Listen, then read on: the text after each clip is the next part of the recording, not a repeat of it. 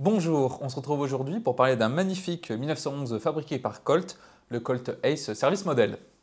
Et c'est un pistolet qui était initialement destiné à l'entraînement de l'armée américaine. Mais avant de voir l'histoire de ce pistolet et de faire également un peu de tir avec, un grand merci à l'armurerie Commanderie de Navarre qui me l'a prêté et toujours un grand merci à mes chers tipeurs et mécènes du Tréon qui me fournissent les moyens de poursuivre mon travail. Donc n'hésitez pas à les rejoindre si vous le pouvez. Les liens sont en description. L'histoire de ce Colt est un peu floue, j'ai pu trouver certaines informations contradictoires, mais je vais faire en sorte d'être le plus précis possible et si vous avez d'autres informations, alors n'hésitez pas à les partager dans les commentaires. Dans les années 30 et plus précisément en 1931, l'armée américaine souhaite faire l'acquisition d'un pistolet d'entraînement en 22 longs rifles. L'arme en service à l'époque étant le 1911 en 45 ACP, il faut alors un 1911 en 22. Et Colt va concevoir ce pistolet. D'ailleurs, la personne en charge de ce projet est David Marshall Williams, qui sera également responsable du développement de la carabine M1. Les premiers modèles de Colt Ace connaissent des problèmes de fiabilité. Il faudra attendre 1937 pour avoir le Colt Ace Service Model, qui va adopter une chambre flottante sur laquelle je reviendrai dans un instant. Entre 1937 et 1947, Colt lance la première grande série des Colt Ace Service Model à destination de l'armée, bien sûr, mais aussi pour le marché civil. Et à partir de 1947, la production n'est pas totalement arrêtée, mais elle se fait de manière plutôt sporadique, et ce jusque dans les années 80. Colt va produire des pistolets complets, mais également uniquement la partie supérieure, avec la culasse, afin de les adapter sur des carcasses de 1911 classiques. D'ailleurs, si vous avez un de ces pistolets ou si vous avez une arme Colt, le site internet de l'entreprise permet de rapidement dater votre arme, et c'est comme ça que j'ai pu voir qu'il s'agit d'un pistolet qui date de 1979. Ce Colt Ace Service Model a les mêmes dimensions que le 1911 classique, c'est-à-dire avec une longueur totale de 22 cm, et il pèse assez lourd, surtout pour un pistolet en 22, car son poids est d'un peu plus d'1,2 kg non chargé. Nos commandes sont plutôt classiques. On a notre bouton d'éjection du chargeur qui est sur la gauche, chargeur qui peut contenir jusqu'à 10 cartouches de 22, et on a une aide pour le garnir plus facilement. On a évidemment notre arrêtoir de culasse qui est ici, ainsi que notre sûreté. D'ailleurs, sûreté qui est vraiment très agréable à utiliser avec un clic bien net. Le marteau externe aussi est un véritable plaisir à armer. C'est bien plus agréable que sur des 1911 d'entrée et de milieu de gamme. Malheureusement, la caméra ne peut pas lui rendre justice, mais faites-moi confiance, c'est de grande qualité. On a la pédale de sûreté classique à l'arrière.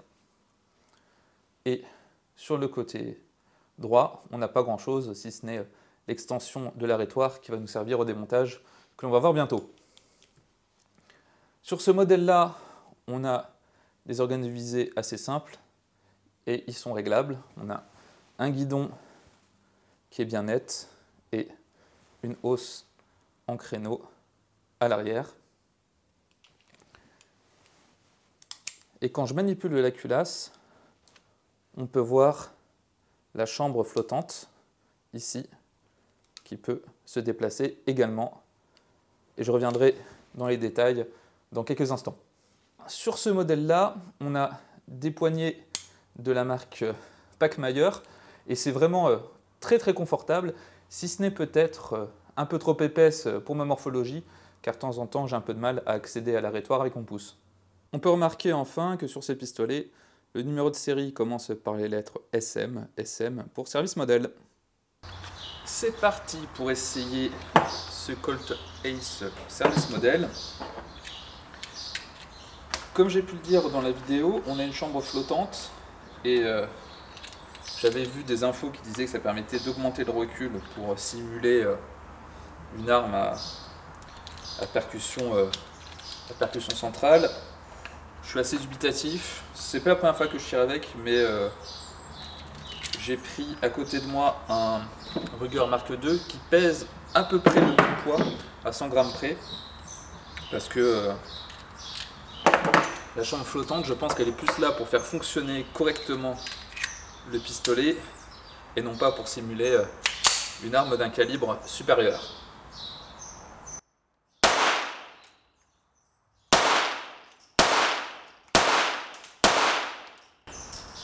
Ça reste du 22, peut-être un petit peu plus de mouvement parce que la culasse est un peu plus lourde que sur des 22 de ce style, mais c'est un recul qui est vraiment négligeable. Alors je vais essayer le rouleur. Alors celui-là, il est un peu capricieux sur les munitions qu'il aime. Donc en plus il ne me reste plus que 5 cartouches de blazer. Et je pense que le recul sera, à mon avis, assez similaire, peut-être un tout petit peu moindre, parce qu'on a un ensemble mobile qui est plus petit. Forcément, si je désactive pas la sûreté,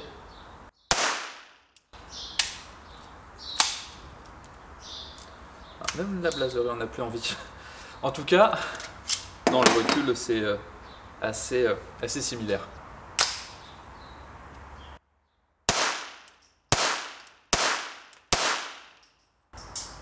Ouais, c'est un peu plus léger sur celui-ci, mais c'est kiff bourricot.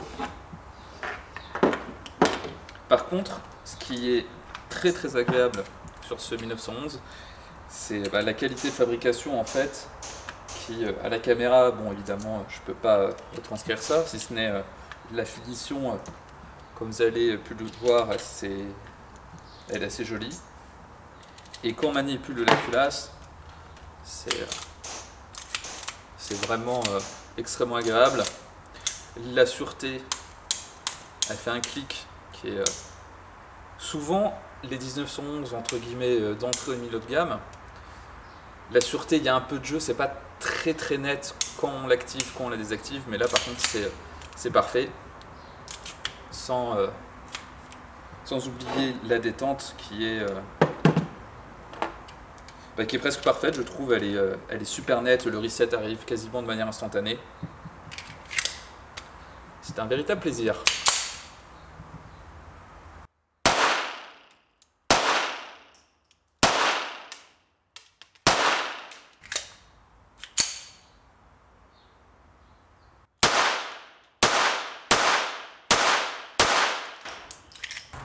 Sur ce modèle-ci qui date des années 70, je ne sais pas si c'était fourni avec, mais on a une poignée en gomme qui est vraiment super confortable. Seul petit défaut, elle est peut-être un peu trop large pour moi, parce que j'ai un peu de mal à atteindre l'arrêtoire avec le pouce. Mais mis à part ça, l'ergonomie est parfaite.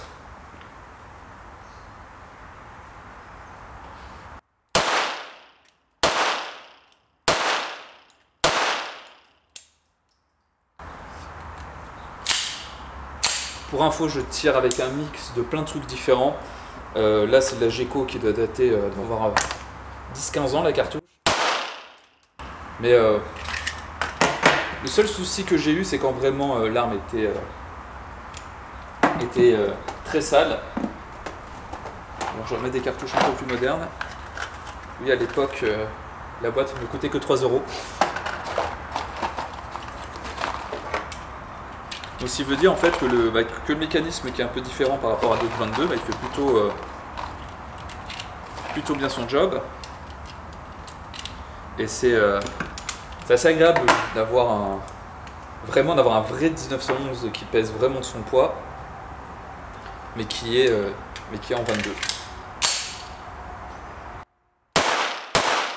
Le démontage du pistolet est assez simple, il ressemble au démontage classique d'un 1911, du moins pour le début. Évidemment, on vérifie que notre arme n'est pas chargée et on va commencer par faire sortir l'arrêtoire et il faut reculer la culasse jusqu'à ce que cette encoche soit au niveau de l'arrêtoire. Je vais vous montrer. C'est très simple. Bon, la caméra, ça va l'air plus compliqué, mais c'est tout simple. On le met là, j'appuie sur l'extension de l'arrêtoire et alors je peux le retirer. Je peux séparer l'arme en deux. Je vais retirer le ressort récupérateur. Pour ce faire, la bague autour du canon, il faut la faire pivoter. Donc on appuie sur l'extension de la tige guide et on la fait tourner.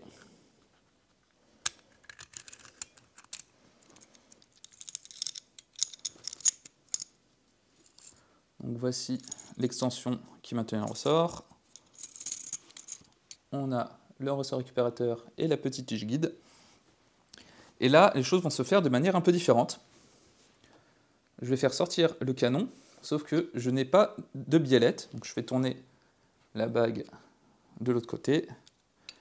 Et je peux retirer mon canon. Il faut que la chambre soit bien alignée pour qu'elle puisse sortir.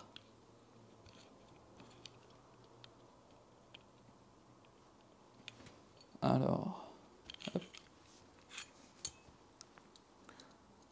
Donc voici la chambre, donc, qui est flottante. D'ailleurs, on peut même l'enlever. Pour ce faire, je la fais tourner et je retire cette pièce. On va retirer une pièce supplémentaire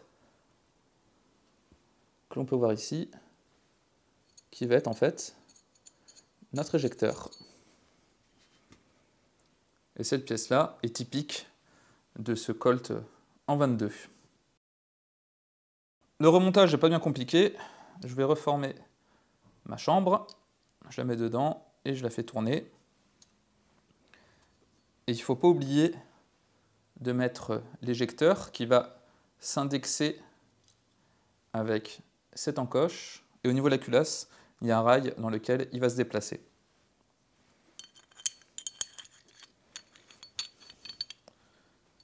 J'insère l'éjecteur dans l'encoche.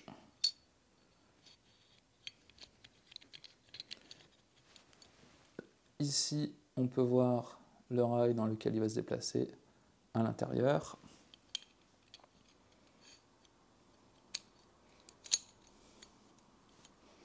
J'aligne tout. Je fais tourner la bague totalement de l'autre côté. Je vais insérer mon ressort.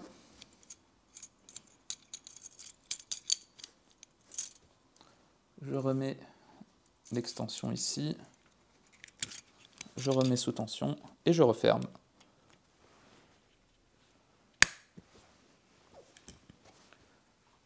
Je rassemble la carcasse, je la mets sur les rails et je vais réinsérer dès que possible mon arrêtoir.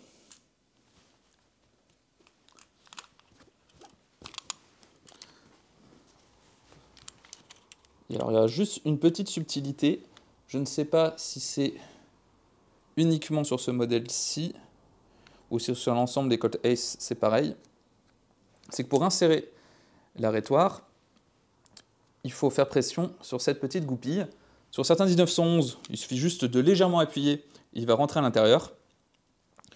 Sur celui-là, j'ai besoin de prendre un petit outil en plastique pour abaisser la goupille, que l'on peut voir dépasser ici, et renfoncer l'arrêtoir, parce que si je force trop, je vais faire une belle rayure. Bon, l'ancien propriétaire s'en est occupé, cette rayure que l'on peut voir ici, mais je n'ai pas envie de l'approfondir, donc avec un bouchon, je vais juste enfoncer la goupille et pouvoir réinsérer correctement l'arrêtoir.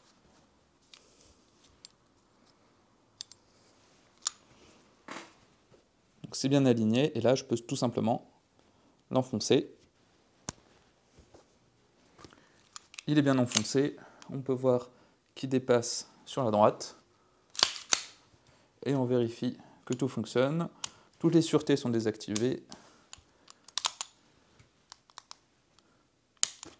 Tout fonctionne.